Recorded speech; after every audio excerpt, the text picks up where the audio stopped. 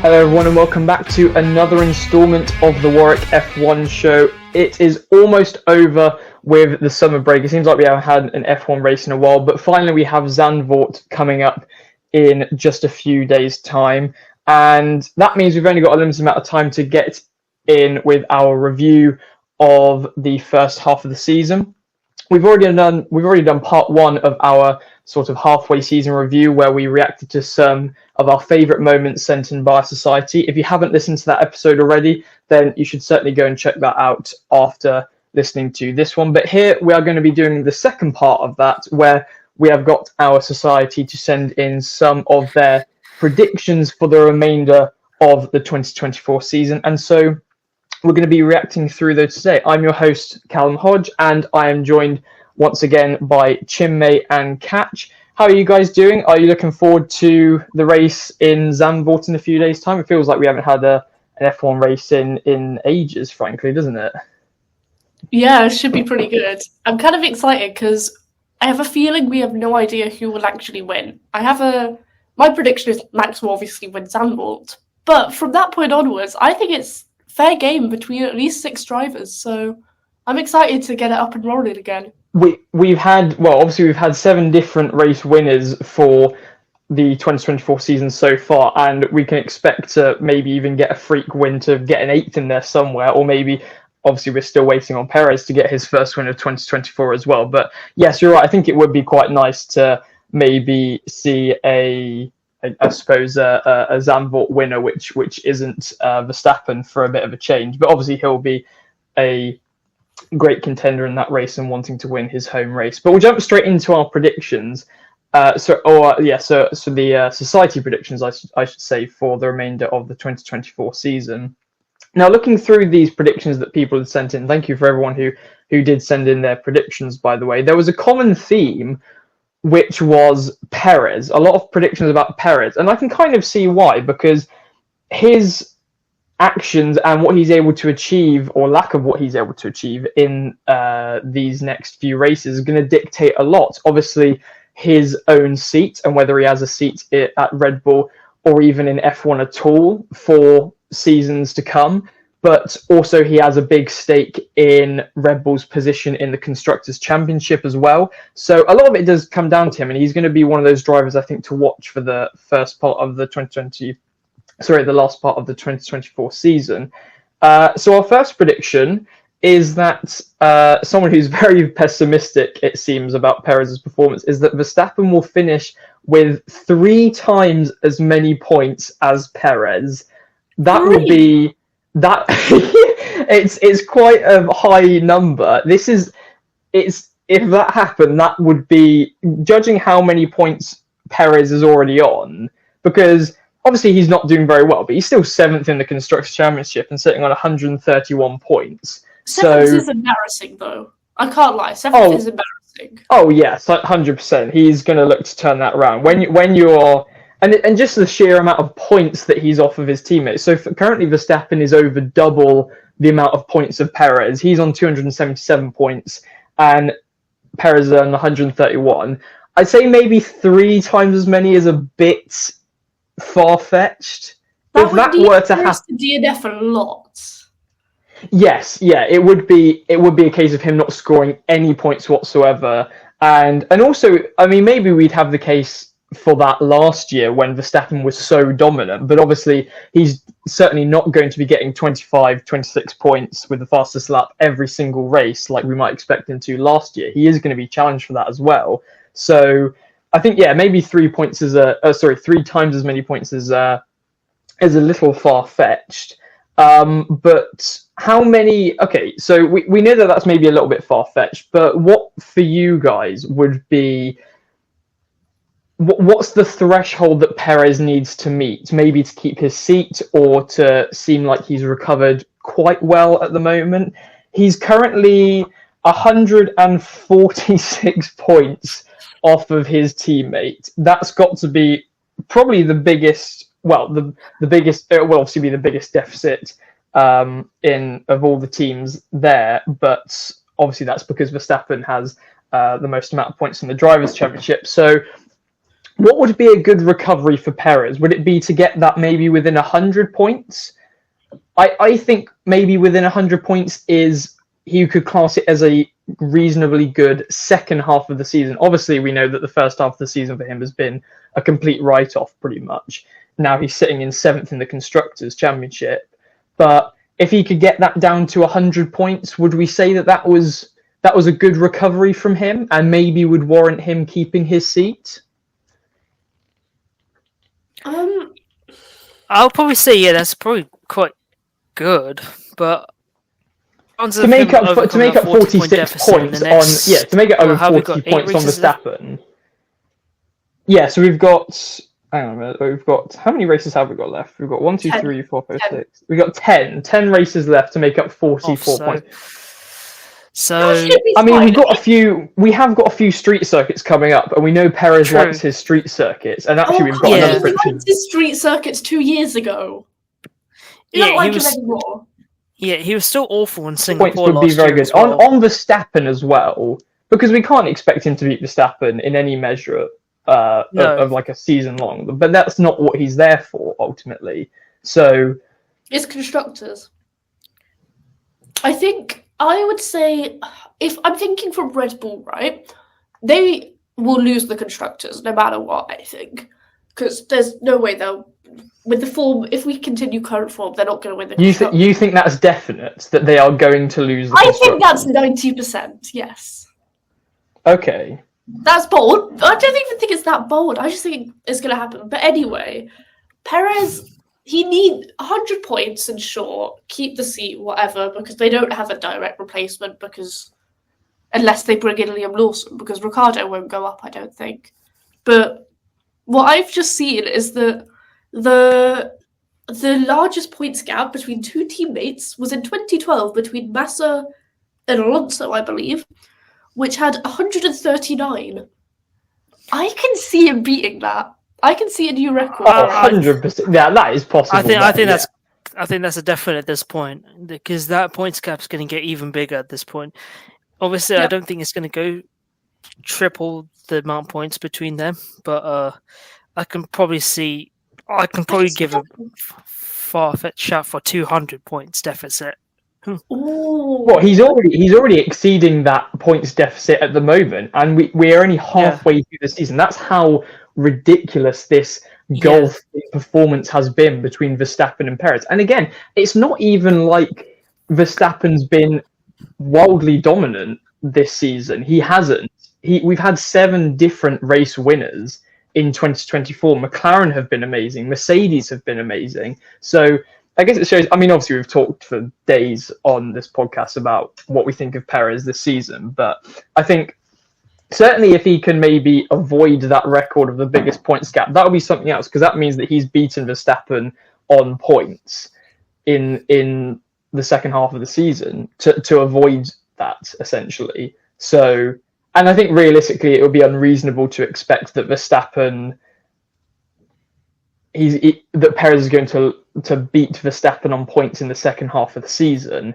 I just think as long as he's up there when Verstappen Verstappen has a teammate to battle the two McLarens, because that's been the problem for Verstappen ultimately in some of these races. Is you've got both McLarens up there, so you can, if Verstappen comes in, then you can, for example, take one McLaren to cover that, and then you can have another McLaren covering an alternative strategy. But Verstappen can't do that because he's on his own up there.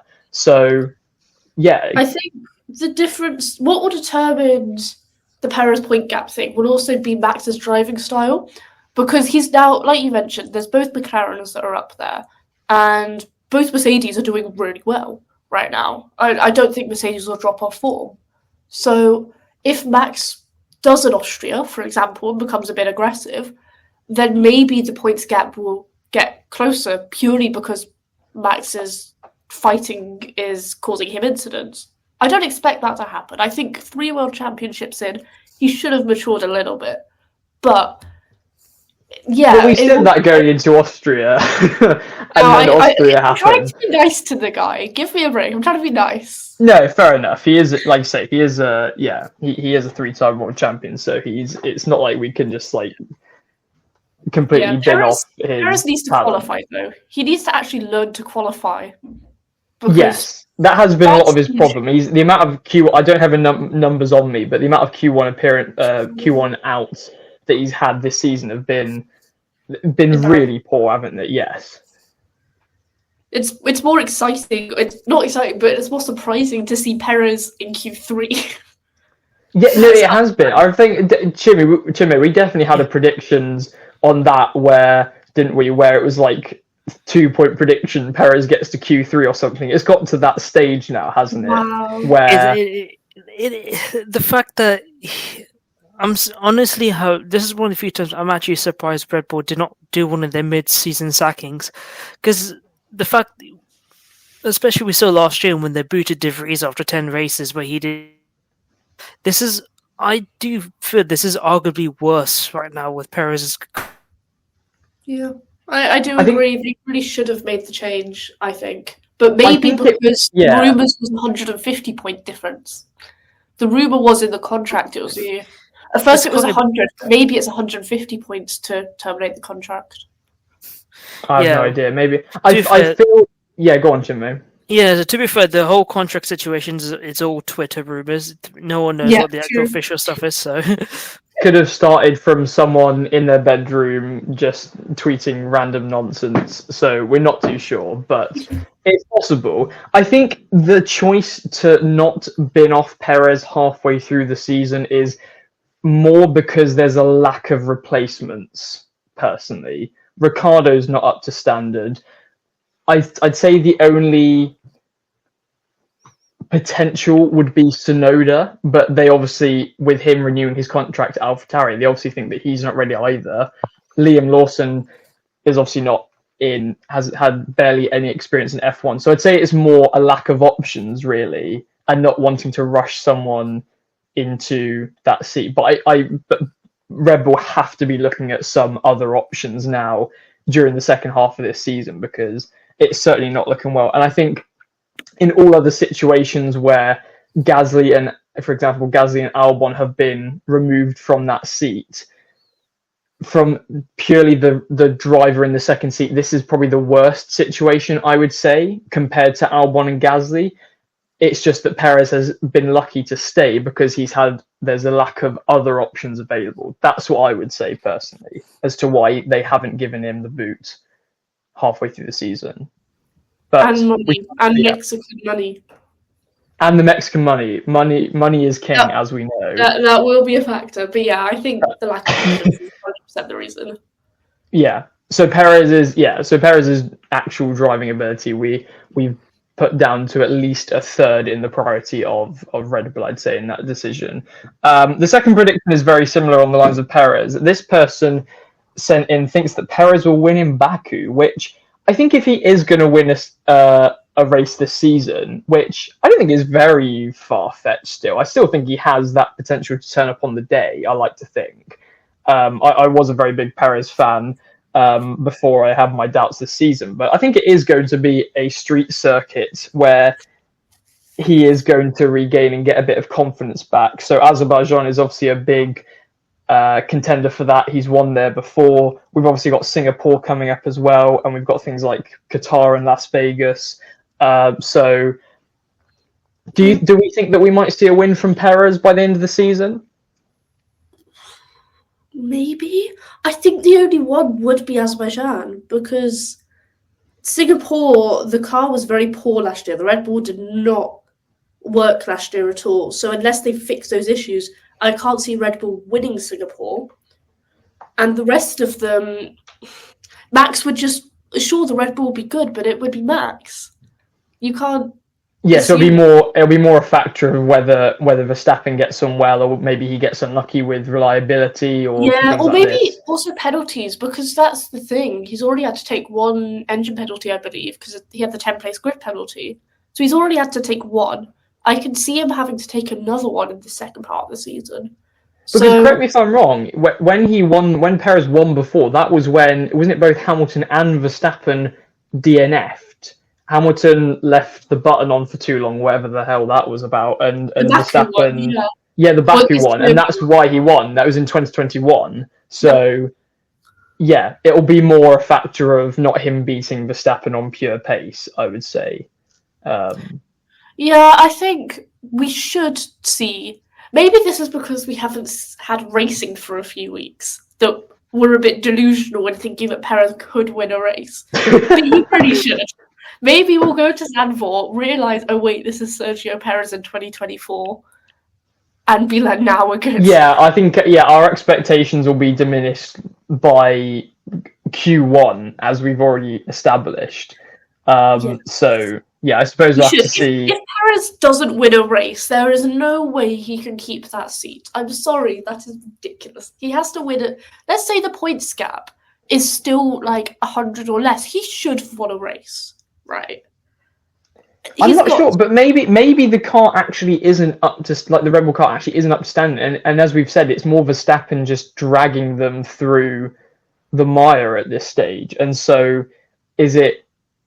But then for Perez, obviously, who's, I guess, a good driver, but not Verstappen good, and so he's never up there. But you think he should? But I think the problem is that when you're in a car in that position, no matter how bad you may be compared to, say, Verstappen, your teammate, or the other drivers around you, you have to, if you're up there within them, then at some point within the season, then fortune may come your way and you'll win. But he hasn't been up there. That's the problem. Yeah, that is the issue.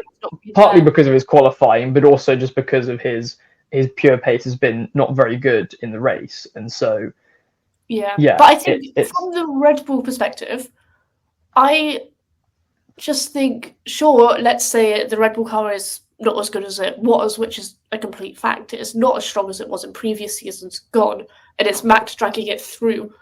But with Jonathan Wheatley going, with Adrian Newey going, if Perez isn't helping contribute and if he's not able to drag a car along, that's not going to work long term, is it? Because you can't, for the seasons where they're actually having to properly develop the car and they're going through a transition period, having someone like Perez that is going to cause damage, is going to cause wreckage, is not going to be able to have the technical ability to contribute as much as some other people, that's not as beneficial to the team. So you'd rather make the change early, get someone settled in. Yeah, I'd like to think that they've already decided maybe to get rid of Perez. It was just a question of whether they do it halfway through the season or at the end of the season, because surely by this point they can't cope with it. They maybe put it off from last season because they were doing so well and because their car was as dominant as it was, but by now they have to be fed up of the performances. Chinmay, can you see Perez winning any race for the remainder of the season? Maybe Baku, but no. Very unlikely. I mean, to be honest, as Katch explained every single reason there, the Red Bull is just not that quick, not the quickest car on the grid at the moment. And especially knowing the situation, the Red Bull car has never been the easiest to drive for most people on the grid. It's only for Max Verstappen that it suits the driver. But yeah, I really don't see a situation where realistically that actually he can win a race and get a seat back. I think it's going to be a bit too little too late at this point, in my opinion. Yeah, I think you are absolutely correct in there that he is maybe too late in salvaging at least his Red Bull seat, maybe a seat in F1 entirely. We'll have to find out though and see what happens in Baku and the other races in the season. But moving from one Red Bull team to another, we go to Daniel Ricciardo. Now, I need to quote exactly what this person has sent in because it's open to interpretation. They just put Danny Rick top 5. Now, I assume they're not meaning the Drivers' Championship. I think that might be a little bit far-fetched. Just a little bit far-fetched. Just a little bit. Just a tiny bit. So I assume they mean a top 5 finish from Ricciardo, which I suppose it's not the outrageous thing in the world. We've obviously seen little... I think for Ricciardo this season, it's just been moments, really, rather than consistent, because he's been inconsistent. That's been the problem for him this season. Obviously, we had a good performance in the Miami sprint race, and can we think of any other moments where I think he's certainly some races he hasn't been necessarily bad. That Miami sprint race certainly sticks out as probably, I'd argue, his best finish of the season, except the fact, obviously, that the points were reduced because it was a sprint race. Yeah. But I could see a Daniel Rick top 5. I could see a top 5, especially with so many teams battling at the top of the field, like Ferrari, Mercedes, McLaren, and Red Bull. If something does happen, if there is some sort of incident, then that is possible, because he just needs to qualify okay to be able to do that. If he out-qualifies Yuki in a race or two, then if something does happen, he can get the points. And sure, his driving isn't as precise as it was, and as aggressive as it was in the right ways, as it was a few years ago, but I could see maybe a surprise top 5. Something would have had to go wrong, though. This is another situation where we're hoping it'll for be one of those freak races, won't it? Where it would have to be a chaotic race. Someone, Verstappen takes everyone out, or Russell has a last lap incident or something like this. One of the US races, maybe. He always likes America. One of the US races, I can see that. He does, yeah. No, that is true. It could be Las Vegas or Circuit of the Americas, certainly. But actually, looking at the constructors just at the moment, we have, I think, had a lot of criticism over Daniel Ricciardo this season, but he has actually been the difference for RB in their battle with Haas for 6th in the constructors, because both Nico Hülkenberg and Yuki Tsunoda are sat on 22 points each in the constructors, but Ricciardo is on 12 points and Magnussen's on 5. So is the criticism from him or on Daniel Ricciardo a little bit unwarranted? I think maybe because we expect him to be god tier because of his past experience at Red Bull, perhaps. And everyone still thinks of those famous wins that he got with the Red Bull car, perhaps. Yes. I expect... It's tricky. I think everyone expected him to have this big old comeback after the McLaren disappointment and him to really outperform Yuki and earn the Red Bull seat that everyone's saying, "Ooh, this hasn't happened yet. Ricardo's watched." It seemed like it was written in the stars in a way that that would be his return journey to Red Bull, and so yes. But I think people it's obvious that no one should have put that pressure on him or that expectation, in the sense that people that were saying that probably just assumed that Lando was not as good as he is, and it's fairly obvious now that Lando could fight up there. So it was legitimately Ricciardo was not as good. That is possible. And in F1, you need to be able to adapt to the car, to battle your teammate. And he just wasn't doing that. So going to RB, maybe Tsunoda's just better than people assumed him to be. Oh, no, I completely agree. Like, realistically, I think all of this has come, I think, from... all of this, I think, has just come from what he did at Red Bull. But realistically, he was underperforming at Renault. He was underperforming at McLaren. And that's he's such a popular driver. Yeah, exactly. If he wasn't as popular, if he wasn't as much as a fan favourite, which we need in the sport, we need personalities like that, of course. But I think you can't have people like that. Okay, this isn't me saying Daniel Ricciardo needs to go, but I'm just making the objective point that there are okay, right, I'm ready for this. There are younger drivers that have personalities that maybe are not Ricciardo level of personalities, but still can engage fans in the sport that also have more talent at this current moment. We do not need a man in a seat. Maybe Drive to Survive are paying Formula One or paying AlphaTauri to keep Ricciardo. Oh, I can see Drive that. to Survive merchant Ricciardo. Oh God, yeah. Well, I can't understand why Liam. Yeah. Oh my God. Yeah. Don't even mention Liam. I don't know whether he's going to be as good as like I want him to be, but I just think he's great. He just hasn't got his chance, and it's so unfair. It is ultimately after he did quite well in the AlphaTauri seat when Ricciardo was out, and I think maybe he's been overhyped a little bit just from the fact that so many people have been calling for him to get in that seat, but he definitely deserves a chance at this point, I'd say. He does, especially because next year's looking like it's going to be the year of the rookies. I know he's not a rookie, but get him in.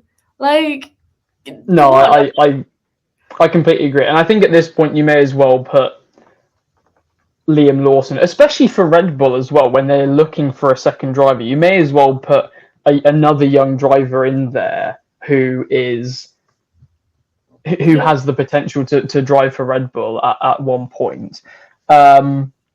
But certainly a Danny Rick top 5 I think we can see happening.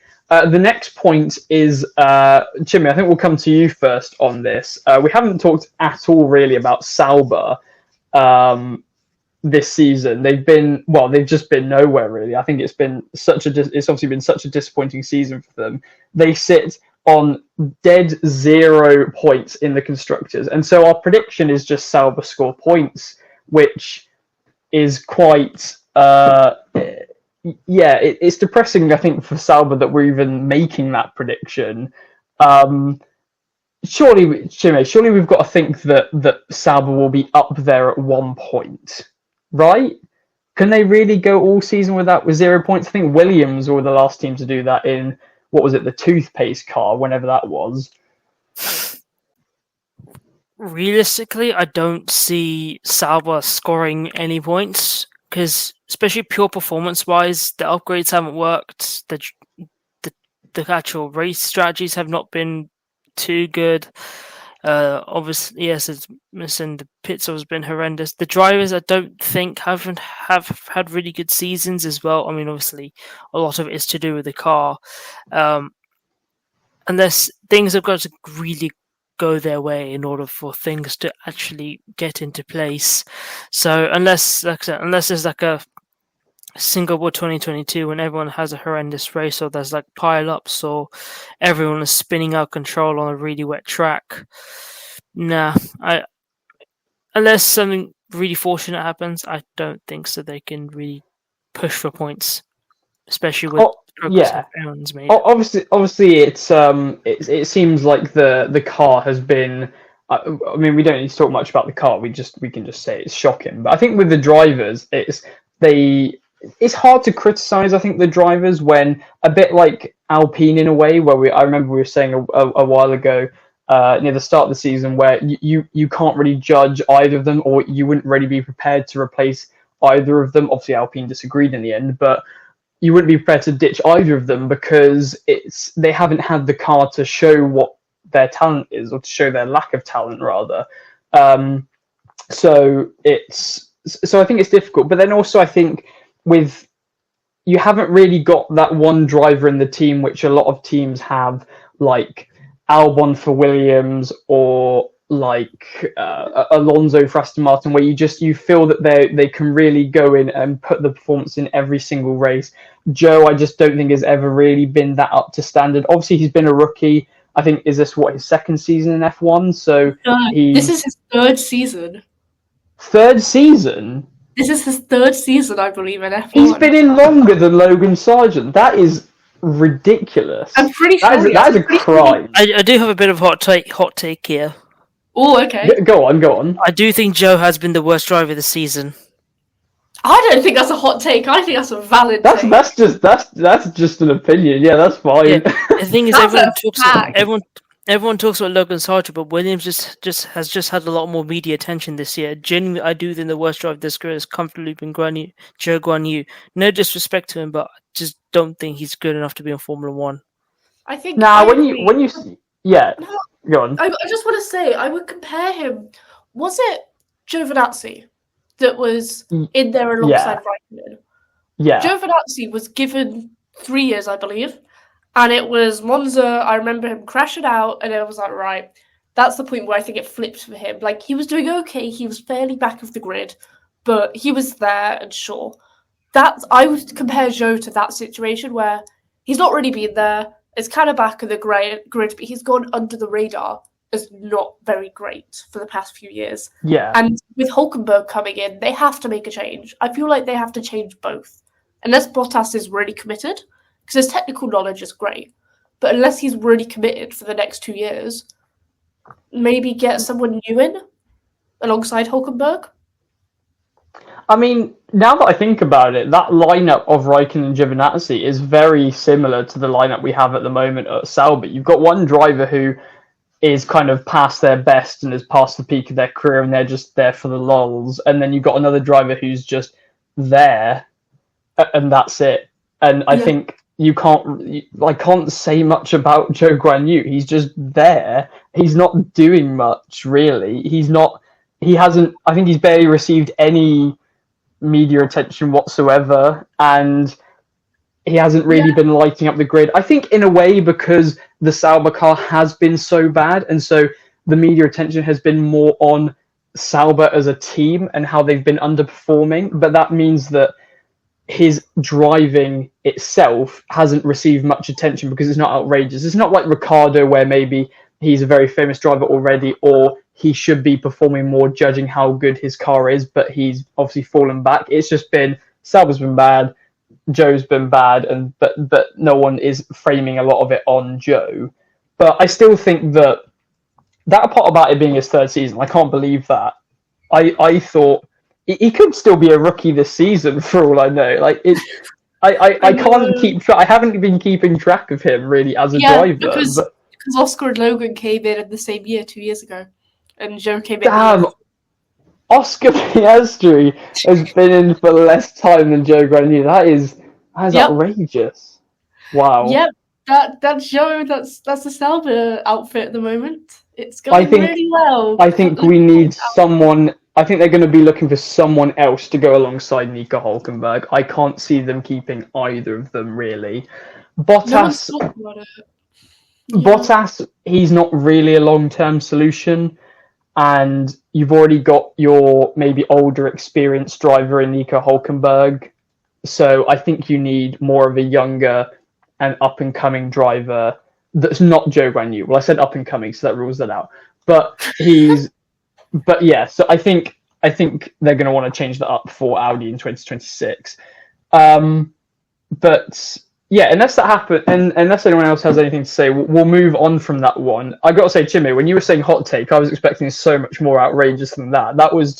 I think most people would agree with you on that. To be fair, either between again him or Logan Sargent. No, the reason why, because I've said that to a few people, and they thought it was absolutely outrageous. So you can't really put up an argument. But, you can't really put up an argument. They're more casual, so. Yeah. They don't have our. No, not really. To be honest, they don't really have our supreme level of insider knowledge, obviously. Of course. Anyway, we'll move it on.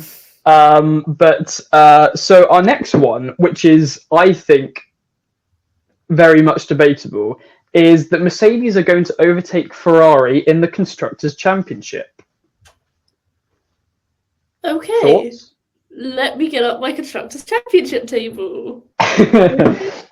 So the way it's set at the moment, it's a big deficit to make up. No, that's 80 points. That's 80 Ferrari points. on 345 points and Mercedes on 266 points. But Mercedes, think of where Mercedes have come from last season at the start of this season, and the way that they've made themselves up. I mean, Mercedes have been. I can see them consistently outscoring Ferrari in the second half of the season. I really can. But whether or not they make up that, it's a big margin to make up. Yeah, I think that's the issue, that they would have to have both drivers up there 100% of the time, which I could see happening. But then you would have to have both Ferrari drivers not doing great, and I just can't see that, especially as the grid gets closer throughout the second half of the season. Ferrari are pushing up, like. They're only 20 points off McLaren. So McLaren's only 40 points off Red Bull. So Mercedes will catch the group, but whether they overtake Ferrari, I think it could be a bit too late. But yeah, it is just the issue that all the drivers are too strong now. If Mercedes, I got to say though, if Mercedes do get an injury time screamer comeback victory over Ferrari, it will be the biggest screw you to Sir Lewis Hamilton. Just like, yes, you shouldn't have left. Imagine. But yeah, that would be. I think, yeah, like you say, it's more the deficit. If the prediction was, Mercedes going to be better than Ferrari, I could 100% get behind that, because I think the way it's been going recently. Especially Mercedes, they won. There was a point where they won 3 of the last 4 races. You had Russell in Austria, Hamilton with that sensational win in Silverstone, and their cars just been looking so upstandard. Sometimes even challenging the McLarens and the Red Bulls as well. Whereas Ferrari, I think, have just been in their kind of usual 3rd place position, where they're really far ahead of the rest of the pack, but they're not challenging in any way for the win, I would say.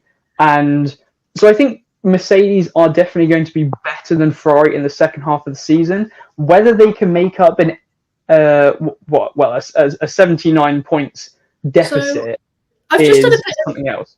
Stats checking, and let's exclude fastest laps because that's all ambiguous. Let's say that Ferrari drivers, they finish 7th and 8th in every race for the rest of the season, and the Mercedes drivers finish 5th and 6th. Because that's the top 4 teams. Let's assume Perez is good. That's the top 4 teams in the top 4. So top 8 drivers in the top 8 places. Yeah. If that was to happen, there's an 80-point difference between the teams. So wait, as in, so if they did that consistently around the season, then they'd make up that gap. They would just about by a point. If it was Ferrari were 5th and 6th and Mercedes were 7th and 8th. No, the other way around. If Mercedes were 5th and 6th, Ferrari was 7th and 8th, every race, they would make up the gap by 1 point. Oh, that's fine. No, it's going to happen. That's fine. Yeah.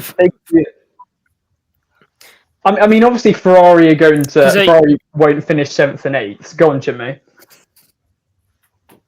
I know, yeah, because, I was just doing a bit of math myself, and Mercedes would have to outscore Ferrari by 8 points on average every single race for the rest of the season. So, it's going to be... Good. Which is quite possible, actually. Yeah. It's certainly not outrageous. We are talking constructors. Yeah. Yes, this is purely constructors, and this is ignoring any desires from the Ferrari drivers like Leclerc, maybe, I would assume, to push for the drivers. We're ignoring that. Yeah. But yeah, I think that, and also as you go up the grid as well, the points gap between the positions will get greater.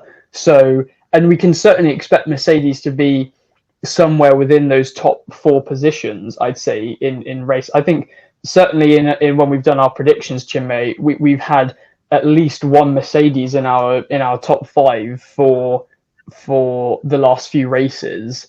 And so I can see that happening. I put my money on Mercedes making up that gap. I think the Mercedes car will be more reliable as well compared to the Ferraris.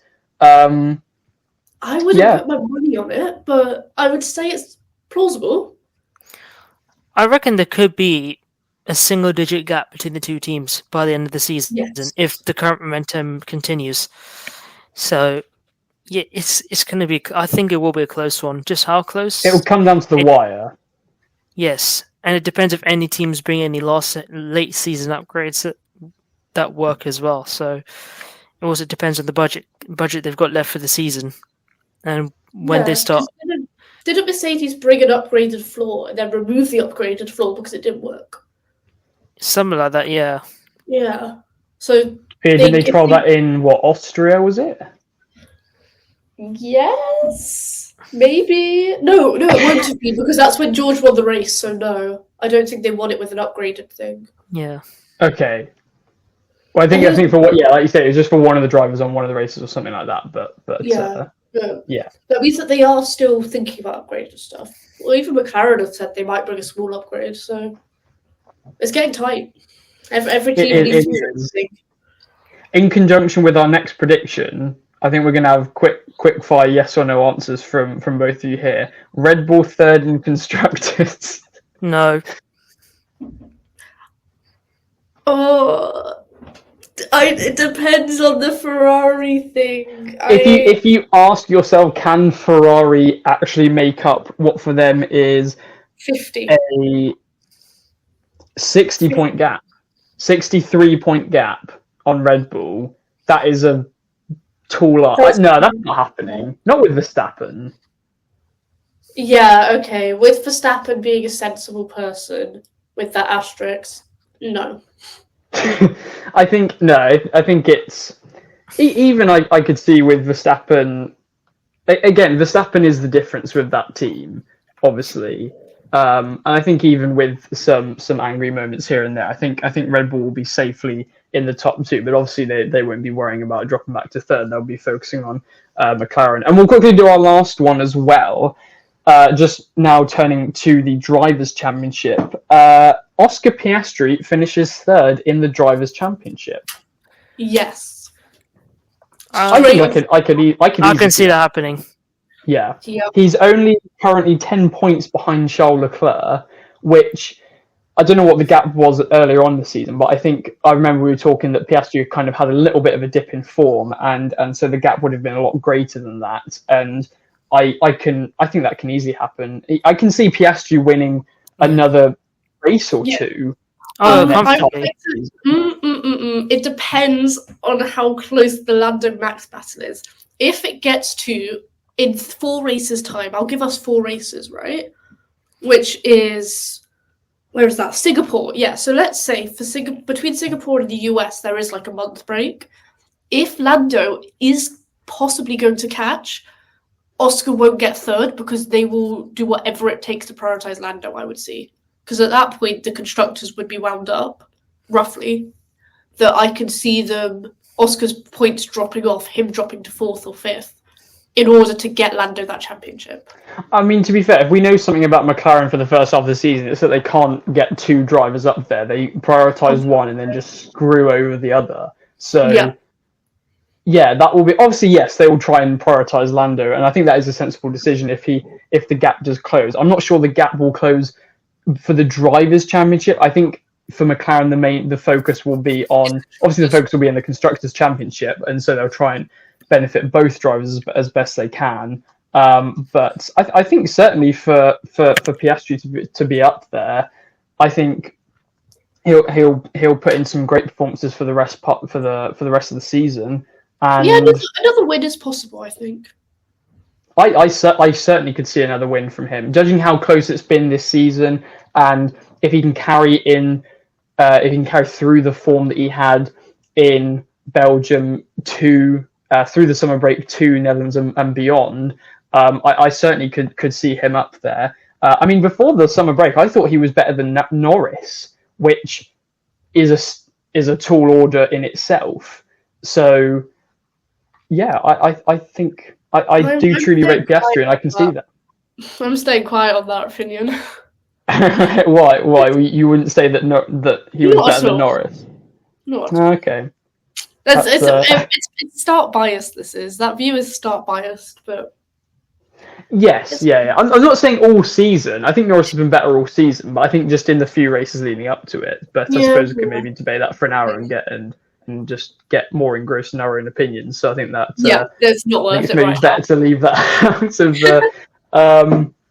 But anyway, we've come to the end of our predictions there. Does anyone else have anything else they want to mention going into the second half of the season in Zandvoort?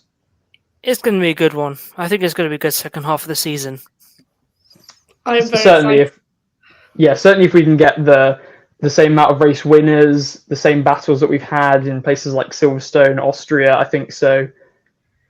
I think even if it's not many winners, even let's say there's only 3 or 4 winners in the last 10 races, that's still 2 races. There's 2 wins per driver, which is so much better than the Verstappen dominance we had in 2023. So the second half should be pretty good. Yeah, certainly I think, compared to what we were probably saying in the first couple of races of the season, not thinking that we're going to be treated to what a season we've had and the variety of race winners that we've had. But yeah, so we hope that all of you are looking forward to the second half of the season as much as we are. We shall have a Zandvoort preview coming out to you very soon before the practice begins on the Friday. We should also mention as well, again, that we do have a new Warwick F1 Show TikTok page, which was released just a couple of weeks ago. So make sure to go and check that out after this episode. But thank you all for listening. I've been your host, Callum, and thank you very much for Katch and Chinmay for joining me once again. And until next time, goodbye.